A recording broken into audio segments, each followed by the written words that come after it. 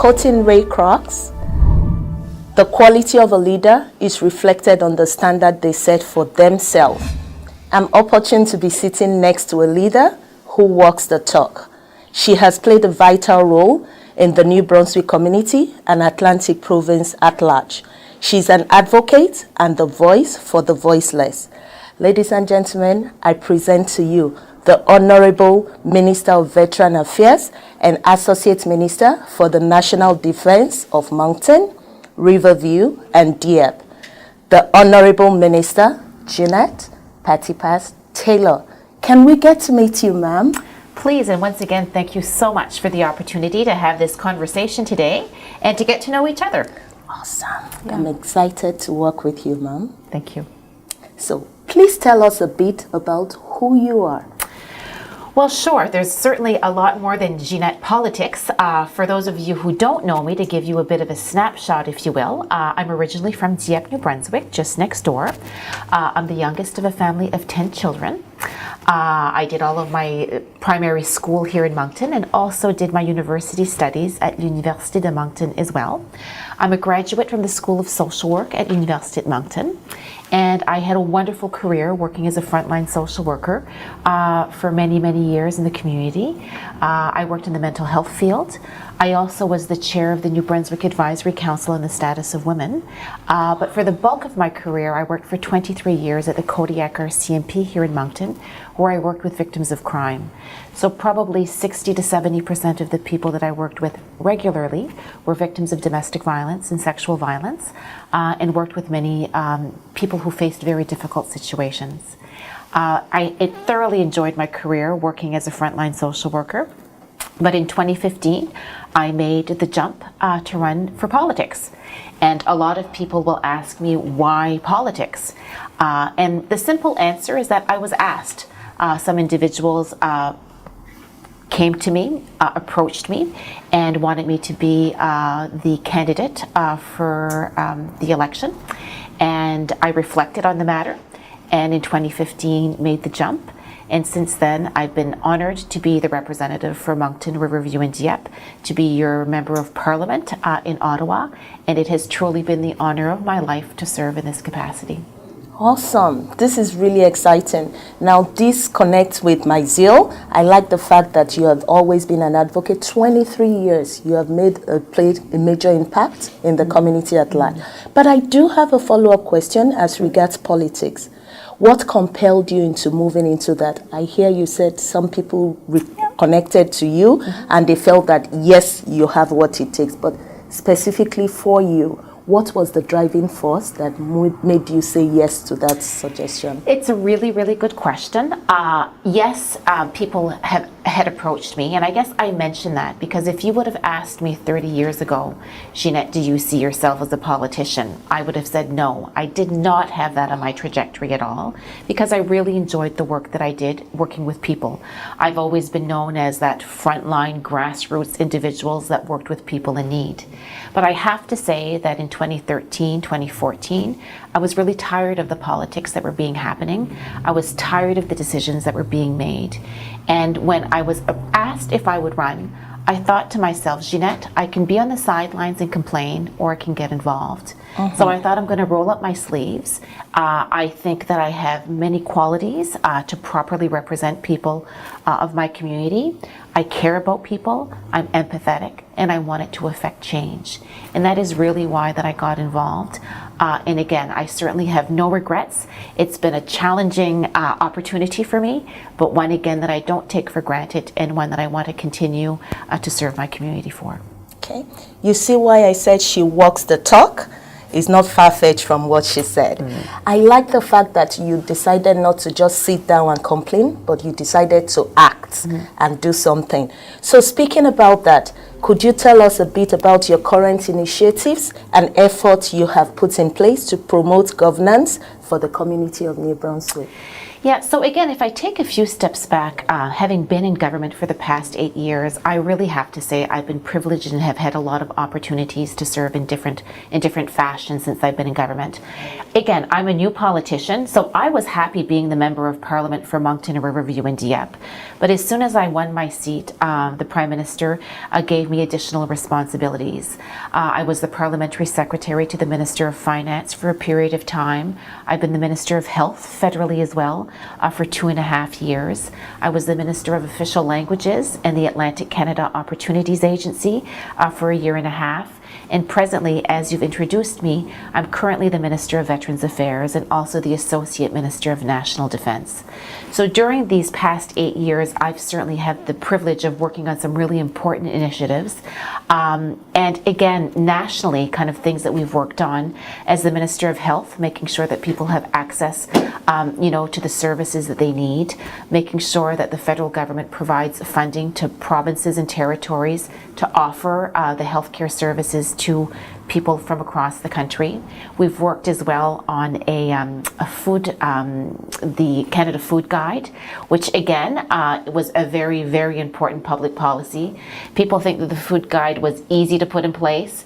There's a lot of lobby groups that were not always pleased with the decisions that we made, but we wanted to make sure that our food guide was a science-based food guide, so we were able to get that across the finish line. Again, when I was the Minister of Official Languages, we brought forward a new legislation, a new law when it comes to our 2 official languages in this country, something that hadn't been done in 50 years. So again, really proud of that achievement. And finally now, being the new kid on the block as the Minister of National Defence or Associate Minister of National Defence and the Minister of Veterans Affairs, my priority at this point in time is making sure that our veterans who have served this country in our time of need, that we are there for them. So we continue to make sure that we offer quality services to our veterans in a timely fashion, and that continues to be my priority with respect to that portfolio. But aside from my ministerial duties as well, as the Member of Parliament for Moncton, Riverview and Dieppe, my number 1 priority is to make sure that I properly represent my constituents in Ottawa. So to make sure that the needs of people from Moncton, Riverview and Dieppe are reflected in Ottawa, and to make sure that we receive the resources that we need in our community. And I'm extremely proud of the investments that we've been able to secure for Moncton, Riverview and Dieppe. If I look over the past 8 years, the priorities that the levels of government have identified, I've been able to deliver to make sure that we get the investments that are needed, and I will continue to be that strong voice for people of Moncton, Riverview and Dieppe. Awesome. This is good. I can attest to that. Coming from the place that I have been for 6 years, I can tell you for a fact that I've seen lots of involvement and improvement in the community at large, which explains why everyone wants to come to New Brunswick. Yeah. And that's a great, and again, you're absolutely right. When we look at the population growth in Moncton, Moncton is the fastest growing urban city in Canada. So we are attracting more immigrants in our community because, again, we're making the investments. We want to make sure that our community is inviting. And again, if we have more immigrants that are coming to our community, it's going to encourage more immigrants to want to come here. And not only come, but to stay here. I always say it's important for us as leaders to integrate within the communities. We always say that, our immigrants have to integrate in our community, but I say we also have to integrate into, the culture and the vibrancy of the immigrants that are coming here as well. So it's a win-win, and we all have to play our part. Inclusion and diversity. Exactly. I love that. Yeah. So my next question, what step are you taking to ensure equal access to healthcare for all community members in the province? Yeah. So again, really good question. When it comes to healthcare, people have to recognize that the healthcare services are provided and are the responsibility of the province of New Brunswick. So we have Canada is a big country. We've got 13 provinces and territories, and every province and territory is responsible for providing healthcare to their constituents. But the role of the federal government, we still have a very important role to play. As I've indicated, I was the former health minister for Canada, and we have to work collaboratively with provinces and territories. Over the past number of years, the provinces have told us that they needed more funding. And last year, we made some historic investments when it comes to healthcare. So we have provided more funding for the province of New Brunswick, as all provinces. And now it's up to the province of New Brunswick to make sure that they own up to their responsibilities, and to make sure that those investments are made, and to make sure that Canadians and New Brunswickers have access to timely services. I know that when I speak to Canadians, when I speak to people in my riding, they are concerned about healthcare delivery. They're concerned about the lack of services sometimes that are afforded to them. But I think we have to look at really making sure that we recruit the healthcare professionals that we need. We need to recruit more doctors, more nurses. We need to make sure when people come to our country from other provinces, that if they're doctors and nurses in their country of origin, that we can respect their qualifications and to make sure that they can start working here in Canada. So the federal government has a role to play when it comes to those levers, when it comes to policies, but when it comes to the delivery of services, that is the responsibility of the provinces and the territories. Awesome. That sounds good. I like the fact that the healthcare professionals could have some soft landing when they come to New Brunswick. But I'm going to shift a bit to entrepreneurs as well. So my next question would be, how do you plan to support the Black-owned businesses and address economic disparity within their community? Really, really good question. When I was the Minister of the Atlantic Canada's Opportunities Agency, which is an economic development agency, if you will, I had the privilege of meeting with many Atlantic Canadians, and including Black entrepreneurs as well, and women entrepreneurs. And we certainly recognize that those communities sometimes face systemic issues, barriers, and we want to make sure that they thrive as well. And as a result, the federal government put substantive money aside to make sure that there was grants that were available for Black business entrepreneurs. And I made a note of it because I wanted to make sure that I had the proper name of it. It's the Black Entrepreneurship Loan Program. So if individuals want to apply for funding, there is funding that is available, a loan type of program that individuals can apply for, and it's a national program. That program is administered by an organization called FACE, and that's the Federation of African Canadian Economics. So if people are interested, people that listen to your program or reading this article, they can go on the FACE website, and there is a portal there for loans, and individuals can apply for the loans through that program. Again, there's a substantive amount of money that's available, but again, we want to make sure that our Black entrepreneurs are supported, and that is why that we've put in place this specific program for Black entrepreneurs. Awesome. So I know that systemic racism, whether we say that or not, could or exist. So my next question, what strategies are in place to address systemic racism and discrimination within the government institutions in the province? Systemic racism exists, even though that we sometimes, we don't want to admit it, it does exist. And I think the first step that we have to do is acknowledging it. Once we acknowledge it, then from there we can move forward in making sure that we address it. One example that I'm going to share with you is with respect to our justice system in Canada. We recognize that in Canada, 4% of our adult population in Canada are Black. But if we look at the overpopulation in our prison system, there is an overpopulation of Black Canadians within our justice system. So as a result of that, we have to acknowledge that that exists. And just last year, we actually launched the Black Justice Strategy. We need to look at why is it that there's an overrepresentation of Black Canadians within our justice system. So as such, work is underway to make sure that we address those systemic issues and those barriers that do exist. That's just one example. I think as a community, as a country, as a province, we have to do better with respect to addressing that. New Brunswick is becoming more diverse, and again, we want to make sure that people are feeling welcomed and that people aren't faced, with the discrimination and those barriers that exist. And as a government, we've been very ambitious in making sure that we deal with that There's still a lot of work that needs to continue to be done, but again, we are absolutely committed to making sure that as a federal government, that we are going to push that envelope and to make sure that everyone feels at home in Canada and that no one has to face, those challenges. I love that. I have a follow-up question regarding systemic racism. What role do you see education playing in addressing systemic inequality and promoting inclusiveness in New Brunswick? Education is key and foundational to everything. No doubt. If we don't understand and we are not educated on the issues, it's really difficult for us to change. And when we look at our education system in our country and in Canada, it's really important to make sure that we educate our kids. Because when you educate your kids, the kids go home and educate their parents. When we know better, we do better. So again, education is foundational, and I'm really, really excited. As I said, the province of New Brunswick, when it comes to immigration, we're fairly new, at immigration. When I look back, when I started my career, even if I look back 30 years ago, I can remember when we saw immigrants that were in our community in New Brunswick, and especially here in Moncton, they were usually international students from the Université de Moncton. We didn't have a whole lot of immigrants that moved to the area here. I look back over the past 10 years and it warms my heart to see how many people are choosing to make New Brunswick, Atlantic Canada, Moncton their home. When we say that Moncton is the fastest growing urban center in Canada, it's because of immigration. And because of that, we are seeing that people are adding to the fabric of our community, and it's adding that vibrancy. And again, the more people that we have coming here, the more welcoming that we are here, I think we're going to be better as a community.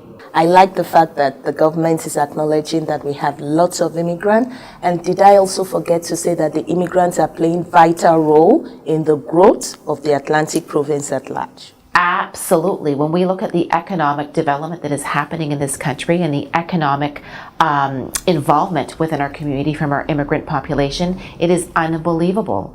Again, we talk about entrepreneurship. We talk about many professionals that are working, at all levels of government. Again, they are adding a tremendous amount to our community. And we have to recognize that Atlantic Canada, New Brunswick, is an aging population. And I oftentimes say, when it comes to population growth, people aren't having big families like, the past years have. I told you at the introduction, I'm the youngest of 10 children. Not many of us have 10 children nowadays. My mother contributed to the population growth. I did not, like my mother. But again, immigration is a pathway to that. And that is why it is just so important for us as a country, for us as a province, for us as a municipality to embrace immigration. And again, to make sure that people feel welcome and feel at home here. I love that. How do you plan to collaborate with the community organizations and leaders to address the unique need and concerns of the Black community in the province?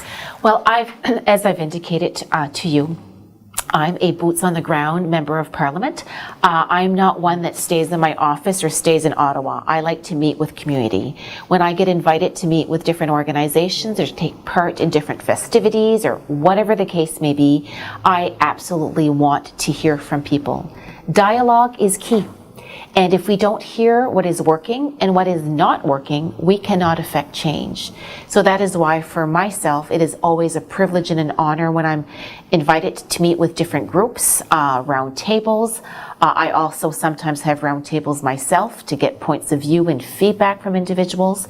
And again, that's how that we affect change, when we can move forward in learning from folks and learning, again, what is working and what is not working. The other thing as well that I should say, I also work with many multicultural organizations that exist within the community as well. There's different community groups that are, moving to Moncton, so there's different associations. And again, I really try to make sure that I continue to have those connections with those community leaders as well. And also with organizations like CAFI, Magma, etc. I again keep close ties and contacts with those individuals as well to kind of get the pulse of what's happening within our community. That sounds good. And I can actually attest to the fact that she has been involved in community involvement. Before we started the program, I was asking her about events she had attended. And I promised her that the Nigerian community would also love to have her join our festivity and have fun as well. So aside from that, what is the critical priority for improvement in your constituency? And how do you plan to address them? Sure, that's a big question, an important question, and a question that I'm really reflecting on, that I continue to reflect on each and every day. And sometimes those priorities change, but right now we look that we've come out of a global pandemic. I think we have to remember that Canadians and people around the world have really struggled over the past few years with respect to COVID-19 and facing a global pandemic. We're on our way out. We're kind of in that post-pandemic phase. But when it comes to affordability, people are really still concerned. I know that when I go to the grocery store, I see people are challenged, with respect to making those decisions as to what can they afford. So the affordability issue continues to be top of mind for myself and also for our government. The other issue as well is the issue of housing. We have to make sure, we talk that Moncton has we're very fortunate that we have the wind in our sails when it comes to population growth. But with that, we also have to make sure that housing is available for everyone as well. So making sure that we tackle the housing affordability issue continues to be our government's priority. Affordability, housing will certainly continue to be top of mind for myself as the Member of Parliament for Moncton, Riverview, India. I couldn't agree more. When we speak about food guide, you spoke about food. Isn't it true that the way to anyone's thoughts is through the belly? And everyone wants shelter as well. So affordability, housing, I would go with that. That's a very brilliant initiative. Finally, can you share any personal experience that you have or you would say has profoundly impacted your journey in politics and public service? Yeah, again, I've been very, very privileged that I've been able to work with a number of people over the past 30 years. And sometimes my job as a social worker was not always easy, was very difficult. But I have to say that I gave a lot, but I received a lot as well. I've been able to journey with a lot of people during some really, really difficult and trying times. But again, I've been able to walk that walk with them. So it's been really, really grateful. Through my time as being a Member of Parliament as well, I've had the opportunity and privilege of meeting some amazing Canadians, some amazing people from around the world. And again, it's not always the big personalities and the high profile people. Just in my riding a few years ago, one story that impacted me tremendously. I had an individual in my riding that was waiting for a kidney transplant, and he was on his last breath.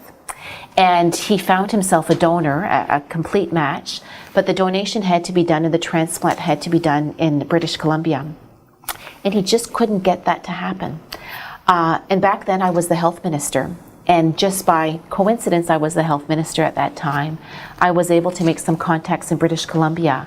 And within 3 weeks, this individual received his kidney transplant.